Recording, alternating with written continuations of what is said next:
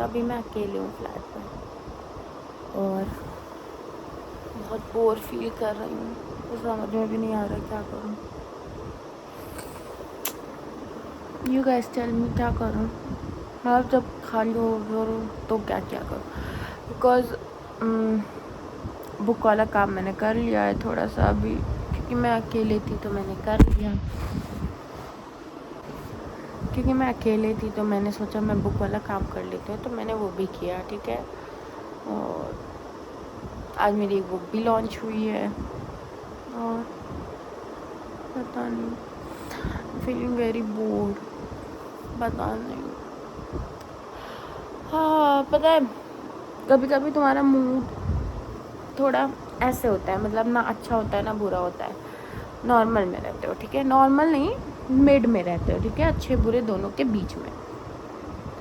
तो उसी टाइम पे ना जब इंस्टाग्राम तुम्हें एकदम हाई लेवल वाली सैड रील्स देने लगता है, लाइक किसी भी टॉपिक पे बहुत ज़्यादा रील्स देने लगता है, तो अपनी लाइफ उससे कितना रिलेट होने लगती है ना। मतलब अगर सोचो तो लगता है हाँ यार मेरी भी तो लाइफ ऐसी है। मतलब ऑफकोर्स मेरे भी लाइफ में बहुत सारे ऐसे लोग हैं। मैंने एक रील देखी थी, मतलब मेरे को एक बनानी है रील, तो मैंने वो वैसा कुछ कंटेंट देखा था, तो मैंने सोचा कि हाँ यार मेरे भी लाइफ में ऐसे बहुत लोग हैं जिनको मैं शायद कभी नहीं माफ़ कर पाऊँगी, लाइक कभी भी नहीं, कुछ भी हो जाने पे भी नहीं माफ़ कर पाऊँगी, क्योंकि मैंने कभी ना कभी उनका तब साथ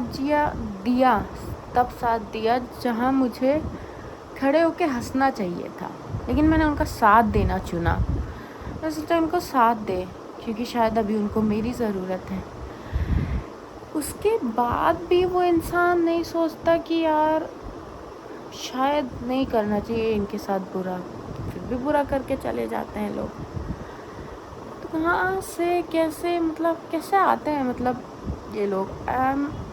समटाइम्स तो मैं बहुत खुश होती हूँ कि लाइक मैं मम्मी पापा ने मुझे इतना अच्छा संस्कार दिया कि लोग मेरे साथ इतना बुरा कर जाते हैं और हम गांधी जी की तरह बन के उनके साथ अच्छा करने को सोचते हैं। लाइक सोचते हैं कि नहीं है तो मेरे ही लोग ना, अच्छा ही करो भाई, बुरा नहीं करते हैं।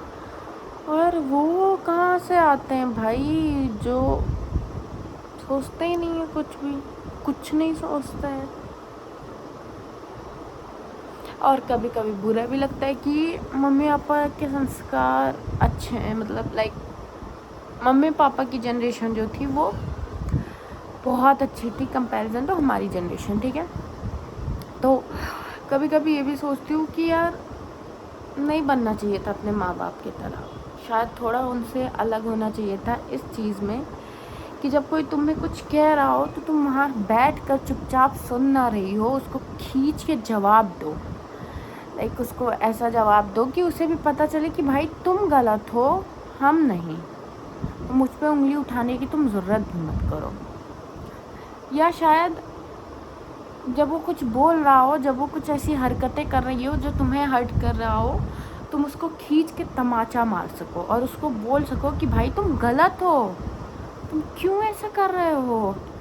लेकिन नहीं, मेरे माँ बाप ने मुझे सिखाया ही नहीं है। मेरे माँ बाप ने मुझे सिखाया है कि तुम सही हो या गलत हो, अगर तुम्हारा कोई अपना तुम्हारे सामने बोल रहा है तो तुम चुप रहो, तुम चुप रहो।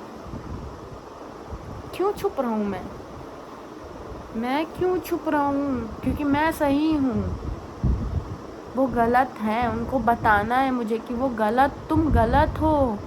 और फिर कभी ना ऑफ कोर्स रिश्तेदार सो कॉल ऑफ रिश्तेदार हमारे कभी कभी सोचो तो ये रिश्तेदार लफ्ज़ ही एकदम खतरनाक होता है ना। खतरनाक, चाहे वो कोई भी रिश्तेदार हो, पापा के तरफ के, मम्मी के तरफ के। समटाइम्स आई फील कि तुम किसी के साथ भी कितने भी अच्छे हो जाओ, तुम किसी को भी कुछ भी दे दो भाई, तुम अपना दिल निकाल के उनको दे दो, लेकिन उनके लिए वो दिल एक खिलौना ही होगा।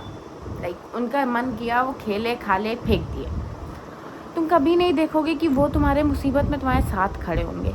इनफैक्ट जब तुम कभी ऊंचे कहीं ऊंचाइयों पे जा रहे होगे या ऑफकोर्स अपना सपना पूरा कर रहे होगे या अपने माँ बाप का सपना पूरा कर रहे होगे या कुछ भी, तुम ऊंचाइयाँ छू रहे होगे ना, तो तुम अगर पीछे पलट के देखोगे तो रिश्तेदार ज़रूर मिलेंगे, पर नीचे तुम्हारी टांग खींचने के लिए, ताकि तुम नीचे गिरो।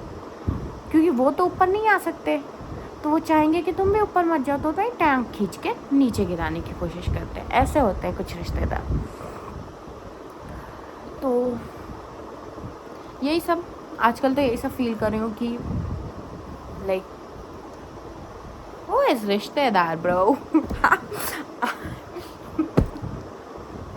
आई नो बहुत लोगों को अजीब लगेगा ये चीज़, बट या समटाइम्स रिश्तेदार इज सो कॉल, जिनके लिए हम जीते मरते हैं। वो रिश्तेदार हमारा खर्चा नहीं चला रहे होते हैं, वो रिश्तेदार हमारी पढ़ाई नहीं देख रहे होते हैं, वो रिश्तेदार हमारा खाना पीना सोना जगना नहीं देख रहे होते हैं। वो रिश्तेदार केवल जज करने आते हैं हमें। जिनकी फ़िक्र मेरी माँ बाप को होती है, जिनका फ़िक्र मेरे नहीं हर माँ बाप को होती है, जिन रिश्तेदारों का, वो बस मज़े लेकर चले जाते हैं। मैंने कहीं पढ़ा था, मतलब मैंने पढ़ा नहीं है, मैंने देखा है, मैंने फील किया है, मतलब मैंने देखा है। ऑफ कोर्स बहुत सारी चीज़ें जो मेरे माइंड में होती हैं, because I am a content writer, I am a writer, तो ऑफ कोर्स कहीं ना कहीं कोई ना कोई टॉपिक मेरे माइंड में ज़रूर रहती है। ठीक है, हम एकदम से निकाल नहीं सकते कोई भी चीज़ को। और मेरा माइंड तो ऐसा है ना कि जब मैं कोई चीज़ बुरी देखती हूँ या जब मेरे साथ कोई कुछ बुरा करता है, लाइक कोई बोल भी रहा है मेरा बुरा, तो वो तो मेरे माइंड से बिल्कुल नहीं जाने वाला, तो ये मेरे से नहीं रिलेटेड है। बट जब मैं बनारस रहती थी तो मतलब sometimes not all the time, sometimes मैं मणिकर्णिका घाट पे जाती थी कभी कभी, बस शायद नहीं, लिटरली जब तुम ऐसे किसी को देख रहे होते हो मणिकर्णिका पे, जब कोई चिताएं जल रही होती है ना, तुम उसे देखते हो ना, तो तुम्हें एक अलग सुकून मिलता है। तुम्हें वहाँ फील होता है कि हाँ यार, लाइफ कुछ नहीं है, क्यों किसी से दुश्मनी करो, क्यों किसी से प्यार करो, क्यों इतना पैसा कमाओ कि अपने उस हर रिश्ते को भूल जाओ जो तुमसे प्यार कर रहा होता है। क्योंकि जब वहाँ पर चिताएं जलाई जा रही होती हैं तो वो तुम्हारे अपने ही आते हैं तुमको वहाँ जलाने, और तुम्हें जलाने के बाद वो अपने ही जाते हैं नहा के कुछ खाने।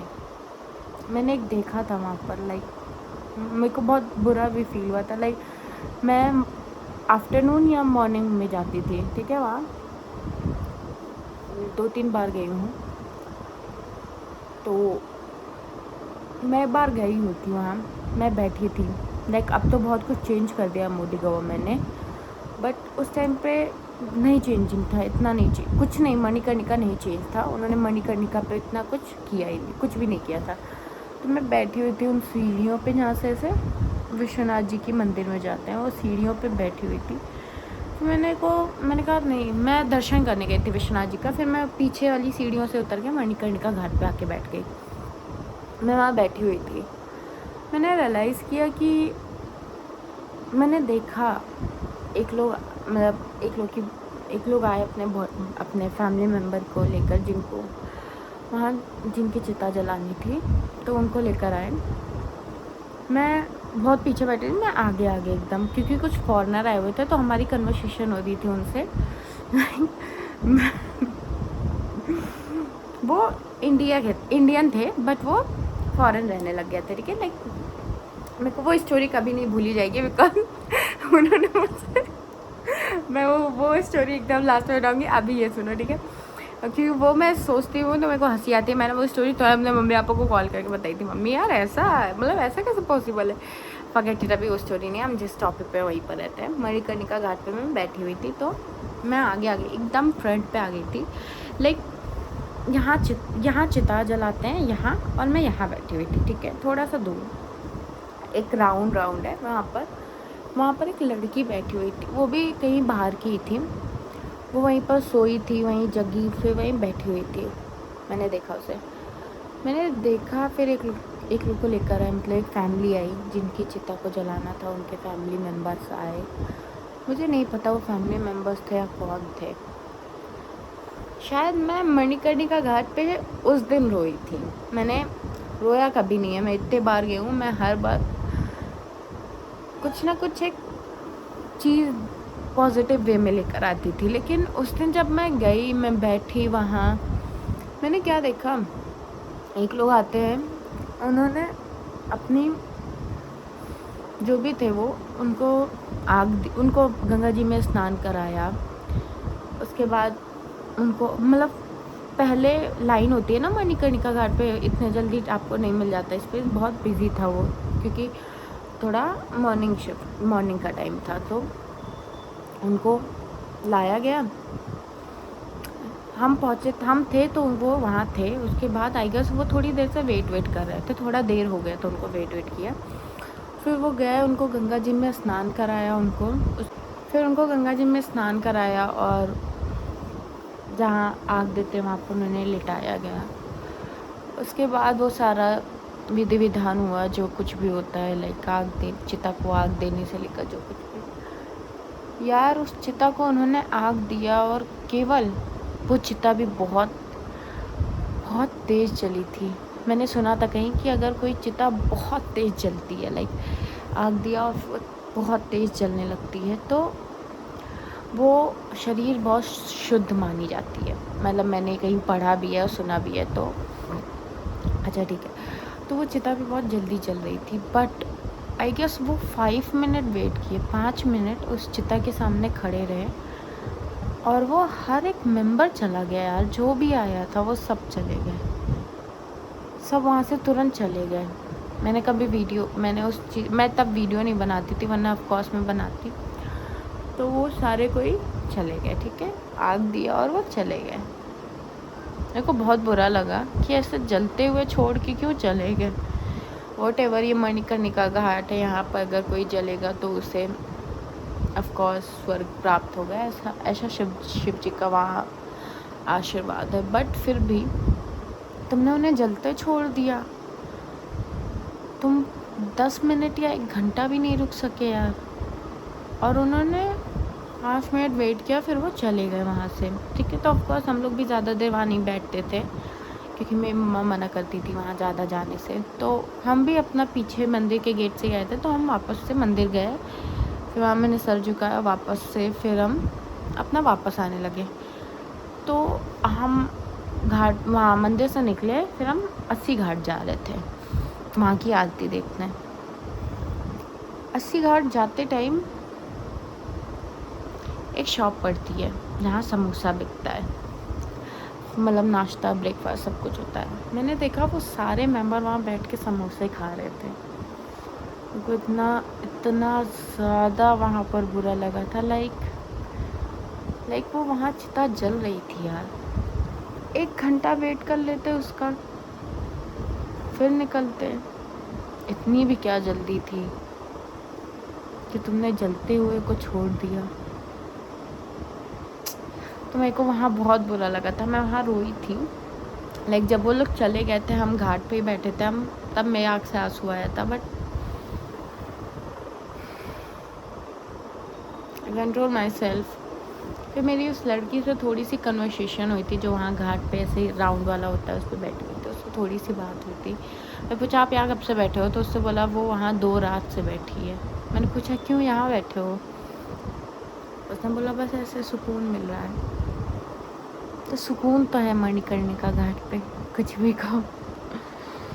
That's it. मेरे पास बहुत सारी स्टोरी है, ऑफ कोर्स ऐसे कैमरे के सामने आके मैं सारी स्टोरी बताती रहूँगी। ओके, अब चलता है, बाय बाय।